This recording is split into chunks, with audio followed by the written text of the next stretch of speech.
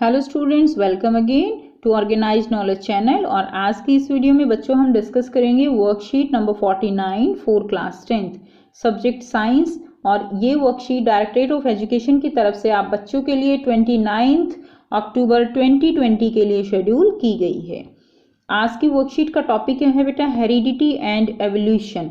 Chapter 9 यहाँ से आपका स्टार्ट हो चुका है, new chapter heredity and evolution. So now let's start. What is heredity? क्या होता है हेरिडिटी? आप सब बच्चे जानते हैं कि हमारे पेरेंट्स जो हैं उनसे हमने जन्म लिया है और हमारे अंदर क्या है कि उनके जो लक्षण हैं वो कुछ लक्षण वो एक जनरेशन से दूसरी जनरेशन में ट्रांसफर होते हैं। ये प्रोसेस क्या है? ये this process is known as heredity. Definition देख लेते हैं। Transmission of traits and characteristics, जो ट्रेट्स हैं कैरेक्टरिस्टिक्स हैं, from one generation to another, from parents to their offspring. ठीक है, तो एक जनरेशन से दूसरी जनरेशन में जो पेरेंट्स से ऑफस्प्रिंग में जो कैरेक्टर ट्रांसफर होते हैं, that process is known as heredity. Now what are variations? Variations क्या होती हैं? The difference between the characters or traits among the individuals of the same species are called variations. एक ही species के अंदर जो variations हैं, ठीक है, वो क्या कहलाती हैं? जो differences हैं वो क्या कहलाती हैं? वो variations कहलाती हैं। यानी देखिए, जैसे हम जो ब्रदर सिस्टर्स होते हैं वो एक ही पेरेंट्स से जो है रिप्रोड्यूस होते हैं, बट उनके अंदर भी, यानी अगर हम एग्जांपल और भी लें तो ट्विंस का एग्जांपल आप यहाँ पे ले सकते हो। ट्विंस होते हैं, उनके अंदर भी क्या होती हैं? डिफरेंसेस होते हैं। तो ये क्या कहलाती हैं? These are the variations. Now in eukaryotic cell genetic material is present in the nucleus of the chromosome. जो यूकैरियोटिक सेल्स होती हैं, जेनेटिक मटेरियल वो जो है कहाँ प्रेजेंट होता है? इन the nucleus of the nucleus in chromosomes. Genetic material क्या होता है?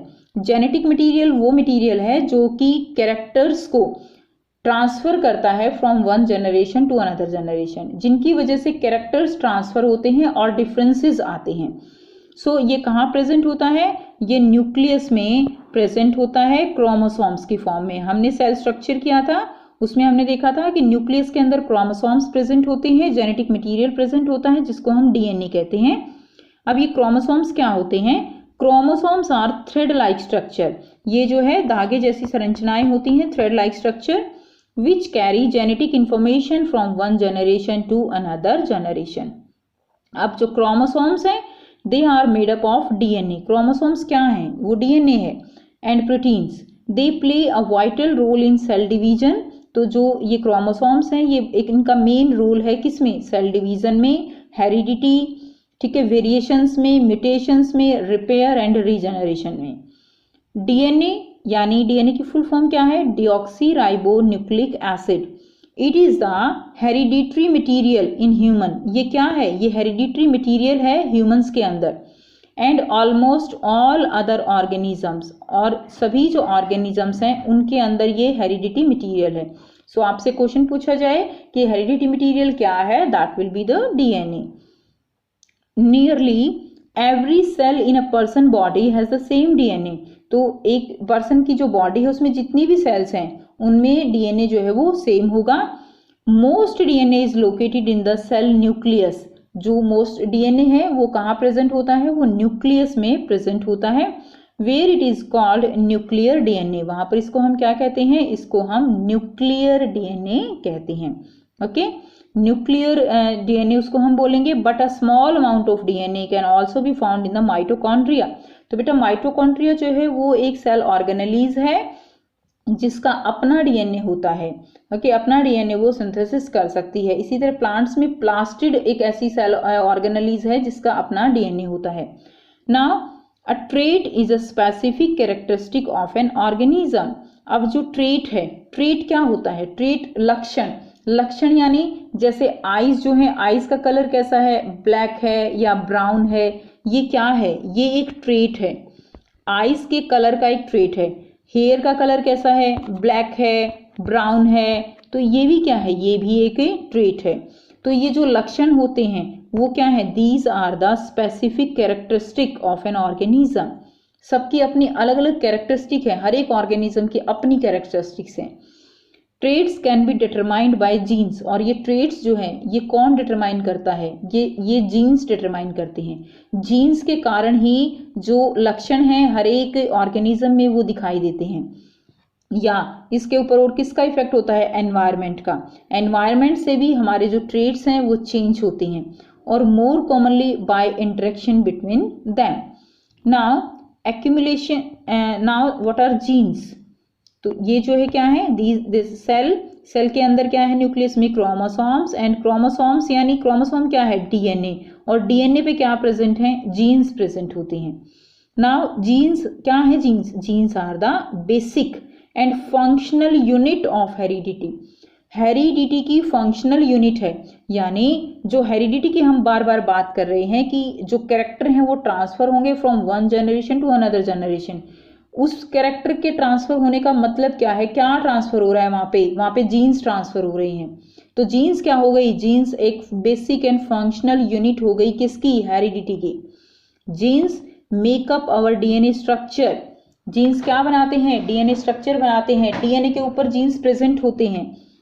Humans have 2 copies of each gene, तो ह्यूमंस के जो है अंदर 2 कॉपीज होते हैं हर एक जीन की, known as allele, one from each parent.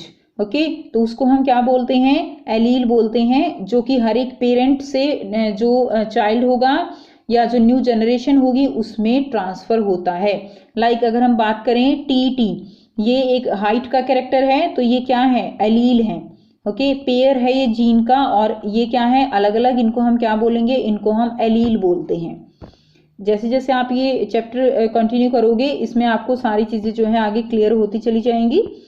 Now these alleles of a gene are responsible for the variations and uniqueness of each individual. तो जीन के ऊपर क्या है, जीन के ऊपर एलील हैं, ये एलील जो है ये मेनली रिस्पॉन्सिबल हैं फॉर द वेरिएशंस और यूनिकनेस हर एक इंडिविजुअल की। Now the different variation of a particular gene are known as allele. तो डिफरेंट वेरिएशंस जो है पर्टिकुलर जीन की, उनको हम क्या कहते हैं, उनको हम एलील कहते हैं। Accumulation of variations during reproduction. So यहाँ पे देखिए, inheritance from the previous generation provide both a common basic body design and several changes in it। जब भी रिप्रोडक्शन होता है उसके अंदर जो वेरिएशंस हैं वो एक्यूमुलेट कर जाती हैं, यानी ड्यूरिंग रिप्रोडक्शन मैंने आपको बताया कि कोई भी न्यू जनरेशन अपनी जो प्रीवियस जनरेशन है उसके जो फोर फादर्स हैं या पेरेंट्स हैं सेम उनकी तरह नहीं हो सकती। ड्यूरिंग रिप्रोडक्शन चेंजेस आते हैं, चेंजेस डीएनए के कारण चेंजेस आते हैं। अब रिप्रोडक्शन कितने टाइप्स की होती है, 2 टाइप्स की, एक asexual reproduction and second is sexual reproduction. Now inheritance from the previous generation, पिछली जो जनरेशन है उससे हमें क्या मिलता है, हमें बेसिक डिजाइन मिलता है बॉडी का, ठीक है ना, बॉडी का जो डिजाइन है वो हमें हमारे पेरेंट्स से मिलता है, और उसके अंदर जो चेंजेस होते हैं, जो वेरिएशंस हैं वो भी हमें हमारे पेरेंट्स से मिलती हैं। For the next generation what would happen when this new generation in its turn reproduce. अब क्या होगा अगर वो जनरेशन फर्दर जो है आगे रिप्रोडक्शन करेगी तो नए ऑर्गेनिज्म प्रोड्यूस होंगे। Now the second generation will have differences that they inherit from the first generation as well as newly created differences। तो जो नई जनरेशन होगी उसके अंदर उसके जो पेरेंट्स हैं उसके भी कैरेक्टरिस्टिक्स होंगी और कुछ न्यू कैरेक्टरिस्टिक्स भी होंगी। अब न्यू कैरेक्टरिस्टिक है वही तो वेरिएशन है, ठीक है। Figure 1 would represent the situation if a single individual reproduce. तो ये एसेक्सुअल रिप्रोडक्शन का एग्जाम्पल दिया गया है कि अगर एक जो है एक ऑर्गेनिज्म है वो फर्दर रिप्रोड्यूस करता है इन 2 बैक्टीरिया, ओके, और जो 2 बैक्टीरिया है वो फर्दर डिवाइड करेंगे इन 4 बैक्टीरिया, तो ये क्या है, it's a reproduction. Now it represent single individual reproduce as happen in asexual reproduction. तो ये किसका एग्जाम्पल दिया गया है, ये एसेक्सुअल रिप्रोडक्शन का एग्जाम्पल है जिसके अंदर केवल 1 पेरेंट इंक्लूड है, ओके। अगर जो है 2 पेरेंट इंक्लूड होते हैं, that will be the sexual reproduction. Now if one bacteria divide, then the resultant 2 bacteria divide, again the 4 individual bacteria generated would be very similar। तो इस तरह से asexual reproduction से जो भी न्यू ऑर्गेनिज्म प्रोड्यूस होते हैं उनके अंदर वेरिएशंस कम होती है as compare to the sexual reproduction.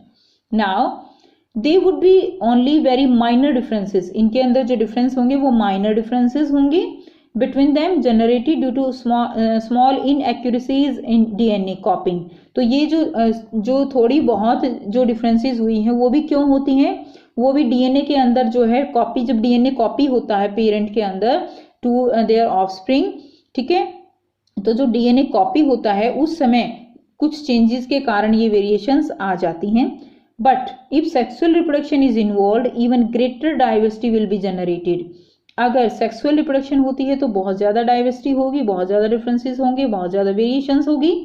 Do all these variations in a species have equal chances of surviving in the environment in which they find themselves. जिस नई वेरिएशन से कोई भी ऑर्गेनिज्म प्रोड्यूस होगा, क्या उस वेरिएशंस के साथ जो एनवायरनमेंट है वो अपने आप को सर्वाइव कर सकता है?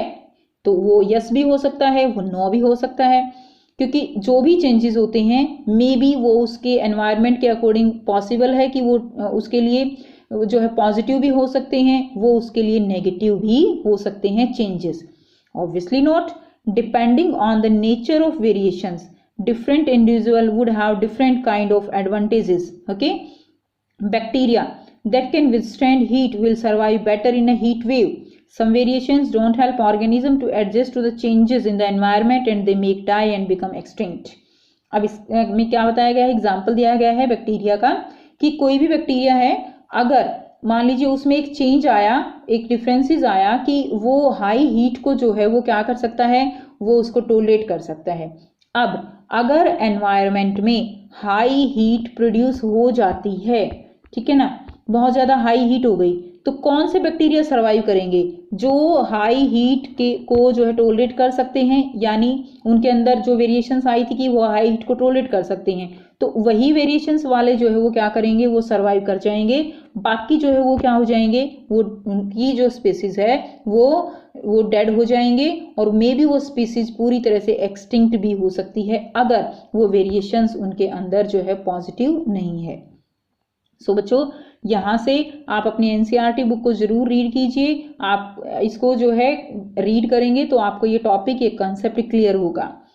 अब यहाँ पर कुछ क्वेश्चंस दिए गए हैं। फर्स्ट क्या है, define the following, A heredity, B variation. तो ये क्वेश्चन हमने किए थे ऊपर, अभी हेरिडिटी की डेफिनेशन बतानी है आपको, फर्स्ट का आंसर हो जाएगा, ये सेकेंड पॉइंट का आंसर हो जाएगा। वेरिएशंस क्या होती हैं समझ आप जो है आपको आ चुका है बेटा, हेरिडिटी क्या है, वेरिएशंस क्या है। थर्ड देखिए क्या गिवन है, डीएनए। डीएनए क्या होता है, so what is DNA? DNA की फुल फॉर्म आप लिखेंगे यहाँ पर, DNA is the heredity material. So यहाँ से बच्चों आप इसको लिखेंगे, chromosomes are made up of DNA and protein, they play a vital role in cell division, heredity variations, mutation, repair and regeneration. And DNA, deoxyribonucleic acid, is the heredity material in humans and almost all other organism। यहाँ से यहाँ तक बच्चों आप DNA के बारे में लिखेंगे। तो नंबर थर्ड जो डेफिनेशन है उसका आंसर यहाँ से लिख देंगे। नेक्स्ट देखिए क्वेश्चन नंबर 4 यहाँ पर दिया गया है, क्रोमोसोम्स क्या होते हैं, ठीक है। डी पार्ट है आपका क्वेश्चन फर्स्ट का डेफिनेशन क्रोमोसोम्स के बारे में। तो क्रोमोसोम्स जो है ये गिवन है आपको। Chromosomes are thread like structure which carry genetic information from one generation to another and chromosomes are made up of DNA and proteins। तो ये जो है आप यहाँ पर डी पार्ट आप यहाँ से लिखेंगे क्रोमोसोम्स के बारे में। नेक्स्ट देखिए ई पार्ट क्या है, ट्रेट क्या होता है। तो सभी बच्चे जानते हैं अब ट्रेट क्या है। ट्रेट एक स्पेसिफिक कैरेक्टरिस्टिक है। अ trait is a specific characteristic of an organism. Trait can be determined by genes or the environment or more commonly by interaction between them। तो ये जो है पार्ट आप लिखेंगे ई पार्ट। नेक्स्ट देखिए F part है, gene क्या है। जीन हमने पढ़ा, genes are the basic and functional unit of heredity and gene make our DNA structure. तो यहाँ से यहाँ तक आप बेटा इसको लिख दीजिए F part. Okay, next question देखते हैं। If a trait A exists in 10% of a population of an asexually reproduction species and trait B exists in 60% of the same population, which trait is likely to have arisen earlier? इसमें आपको क्या बताया गया है, A trait 10% population में है and जो B trait है that is present in 60% of population. तो आप बताइए कि कौन सा ट्रेट जो है वो पहले यहाँ पर अराइज हुआ होगा। तो अंडरस्टूड है बेटा यहाँ पर कि जो बी ट्रेट है ऑब्वियसली वो पहले आया होगा क्योंकि वो 60% पॉपुलेशन में आ चुका है, तो पहले वही अराइज हुआ है। तो इसका आंसर क्या हो जाएगा, ट्रेट बी। तो इसको देख लेते हैं, आप लिखेंगे कैसे।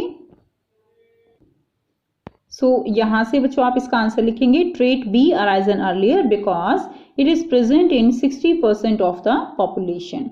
तो ये थी बच्चों आपकी आज की साइंस की वर्कशीट। आई होप बेटा आपको ये वर्कशीट क्लियर है। कोई भी प्रॉब्लम है तो आप कमेंट करके पूछ सकते हैं। वीडियो अच्छी लगी तो लाइक शेयर जरूर कीजिए, चैनल को सब्सक्राइब कीजिए and also press the bell icon for further notification. So thanks for watching, have a nice day.